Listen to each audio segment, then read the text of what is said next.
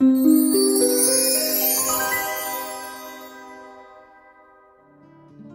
15, 1668, the feast of Corpus Christi. On this holy day, the missionaries led by Father San Vitores prepared to honor the Blessed Sacrament. The procession moves through the village carrying the sacred images of Our Lady and Saint John the Baptist. The Chamorro people gather in great numbers. Among them is Felipe Sonsong. In the days that follow, Felipe begins to craft rosaries for the newly baptized. With needle and thread, Felipe mends the garments of the priests and lay companions. As the missionaries continue their mission, discontent begins to stir among the Chamorro people.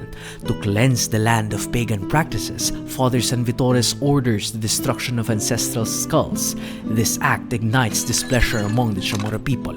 The refusal to deny baptism to commoners fuels further resentment. The noble clans begin to openly challenge the missionaries.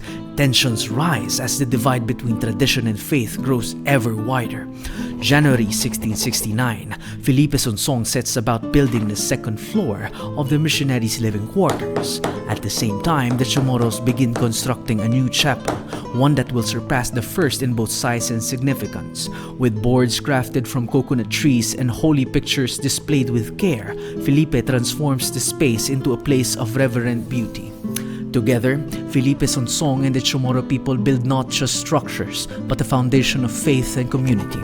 As the feast of the Pentecost approaches, an important moment is about to unfold for Felipe Sonsong. Father San Vitores prepares to consecrate Felipe Sonsong as a Jesuit donado. Felipe is vested with a sotana and a narrower collar and cincture around his waist. The sotana symbolizes Felipe's new vocation, while the narrower collar and cincture highlight his role as a lay brother. Felipe Sonsong's consecration as a Jesuit donado marks a new chapter in his life.